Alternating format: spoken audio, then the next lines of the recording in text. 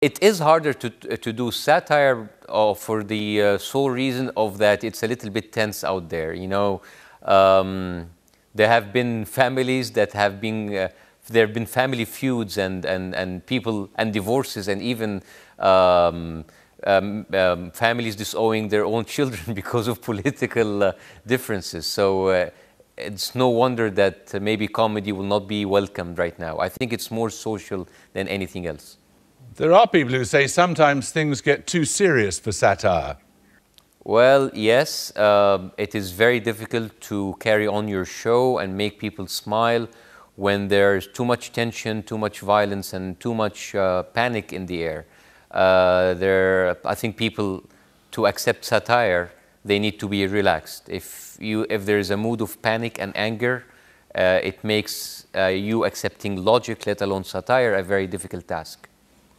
Was it easier to do satire when you had President Morsi in power, or do you think it would have been easier under Mubarak or someone? Well, I think under Mubarak it was, you know, that door was not even there. Under the military council and after it, the Morsi, that door was a little bit open. It was kind of ajar, and I think it was still difficult under the Muslim Brotherhood with different kind of difficulties or different level of difficulties. Now, you know, there's a lot of powers at hand, and I think people are growing more and more restless and more tense about what's happening. So that's actually the main difficulty. The main challenge that we're facing is how to make people laugh and smile. What do you think your job is? My job is to make people accept criticism with a more relaxed mood, to hopefully tell people that it's okay to make fun of ourselves. It's not a bad thing to make fun of the government, even if we are on the same side, because it is a much nicer way for freedom of expression than throwing Molotov cocktails at each other. But it couldn't it, encourage a very bleak view of what's happening politically in your country or any other country where a satirist is at work? Well, you know, first of all, I mean, I have to say that things in Cairo are not that bad, because, you know, in the news they bring only the clashes. People still go to work, we still go to cafes and restaurants and cinemas. Of course, there is some turmoil in the streets, but, you know, life goes on, and again, I think the challenge that we have is bringing the smile to people, because it's very difficult to tell people to smile and laugh about yourself and make fun of yourself when they just want you to be on their side unconditionally.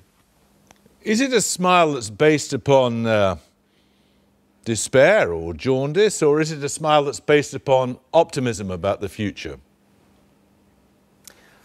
Well, it's a little bit of both, because if you can make people laugh about they go through, that in itself is optimism. It's a reason enough to be an optimist, you know.